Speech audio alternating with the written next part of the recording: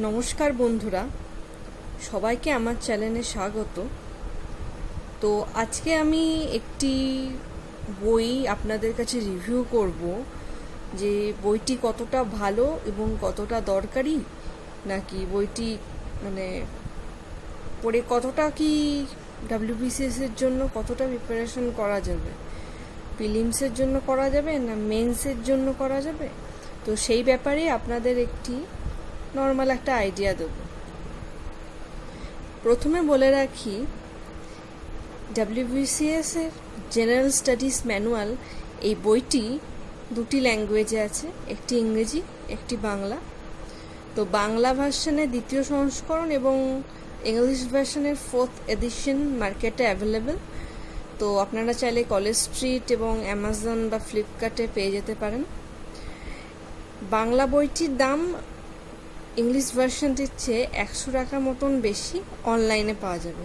তো এই বইটি আমি অ্যামাজন থেকে কিনেছি, আমার 580 সামথিং পড়েছিল। ঠিক আছে, দামের কথা বাদ দিলাম, এবার আসি বইটির কন্টেন্টসে। তো মেনলি এই বইটিতে প্রিলিমসের জন্য বা মেন্সের জন্য লেখা থাকলেও বইটি কিন্তু আসলে মোটামুটি একবার পড়ে প্রিলিমস ক্লিয়ারের জন্য দুর্দান্ত বই, সত্যি কথা বলছি। কারণ মেন্সে গিয়ে আমাদের এত ডিটেলসে পড়তে হয়, মানে সেইটা এই বই পড়ে মানে মনে রাখা একটু কি বলবো প্রবলেমই হবে। বাট প্রিলিমসের জন্য এই বইটি অসাধারণ একটি বই। আর প্রতিটি পয়েন্ট বাই পয়েন্টে যেমন একজন মানুষ একটা স্টুডেন্ট নোট করে, সেইভাবে প্রতিটি point to point note wise এই বইটিকে তৈরি করেছেন স্যার। তো দেখা যাক ভেতরটি কি।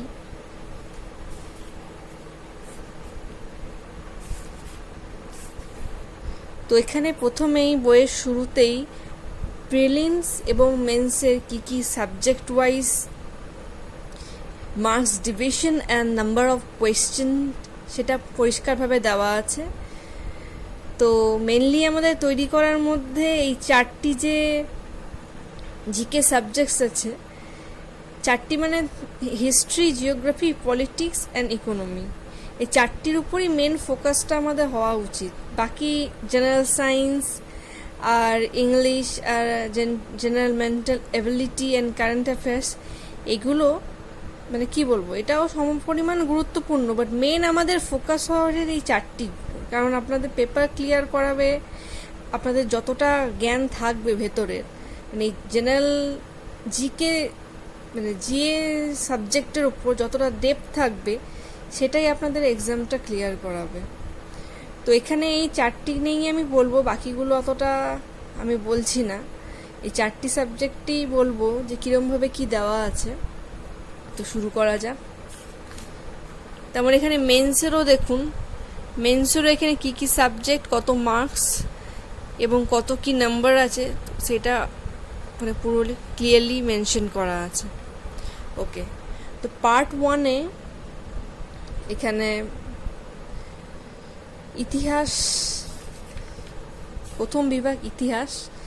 তো ফার্স্ট যেটা 25 নম্বর আছে আপনাদের, এটা প্রাচীন ভারতের ইতিহাস এবং মধ্য ভারতের ইতিহাস, অ্যানশিয়েন্ট হিস্ট্রি অ্যান্ড মেডিয়েভাল হিস্ট্রি ওপর 25 মার্কস টোটালি আসে। তো সেটি খুব ভালোভাবেই দেওয়া আছে, কিছু মনে করবেন না। বইটি মানে আমি হাইলাইটার পেন দিয়ে লিখে লিখে মানে একটু মেসিয়ে হয়ে গেছে। তো বেশ ভালোভাবেই দেওয়া আছে, ছকে ছক মিলিয়ে দেওয়া আছে, প্রতিটি জিনিস টু দ্য পয়েন্টে দেওয়া হচ্ছে, মানে প্রতিটি লাইন ইম্পর্টেন্ট। এই বইটি যদি আপনি মানে কি বলবো, এখানে হাইলাইটও করা আছে, দেখুন মানে হাইলাইটেড পয়েন্টগুলো তো মারাত্মক ইম্পর্টেন্ট। আর মানে কি বলবো, প্রতিটি লাইনই ইম্পর্টেন্ট। প্রতিটি লাইন যদি আপনি বাই হার্ট করতে পারেন, তবেই আপনি গিয়ে একটা মানে কি বলবো কনফিডেন্স ফিল করবেন। তো পুরো হিস্ট্রিটাই মধ্যযুগ, মানে দেখুন প্রতিটি পয়েন্ট টু পয়েন্ট করা আছে এবং খুবই ভালোভাবে করা আছে।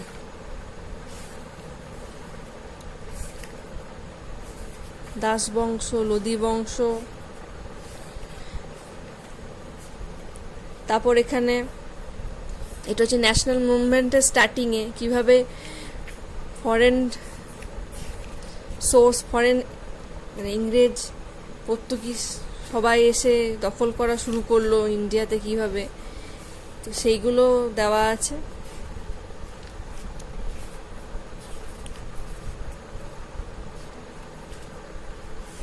দেখুন কিরম সুন্দর ছকে ছকে দেওয়া আছে, ছবির মতো করে দেওয়া আছে বইটিতে। মানে আপনাদের যদি মানে কি বলবো রিভিশন, পরীক্ষার সময় রিভিশন পারপাস এই বইটি মারাত্মক রকম কাজে লাগবে। আর আমি একটা জিনিস শিওর করে বলতে পারি যে এই বইটি যদি কেউ পড়ে যায় তার প্রিলিমস মানে ভালোভাবে যদি কেউ বাই হার্ট করে যেতে পারে তার প্রিলিমস ক্লিয়ার হবেই, টু দ্য গ্যারান্টি। আর সব এরপরে আসি মানে কি কোয়েশ্চেন। এই বইটি যদি কেনেন আপনাদের প্রিলিমসের ইয়ার কোয়েশ্চেন কেনার দরকারই হবে না, কারণ প্রতিটি চ্যাপ্টারের পেছনে বিগত বছরের প্রশ্নাবলী মোটামুটি 10-12 বছরের কোয়েশ্চেন তো দেওয়াই আছে প্রতিটা সাবজেক্টের ক্ষেত্রেই তাই। ঠিক আছে, এবার কনস্টিটিউশন চলে এলাম। তো কনস্টিটিউশনটাও খুব ভালোভাবে দেওয়া আছে, জিস্টভাবে দেওয়া আছে একমাত্র।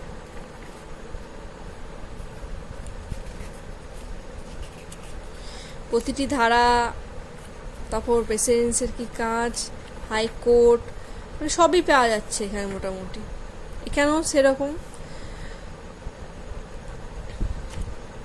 ইয়ার কোয়েশ্চেনগুলো দেওয়া আছে। দেন ভূগোল,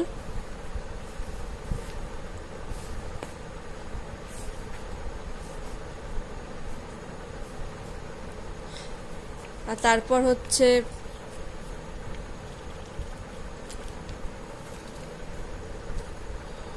পশ্চিমবঙ্গের অর্থনীতি বা ইকোনমিক্স।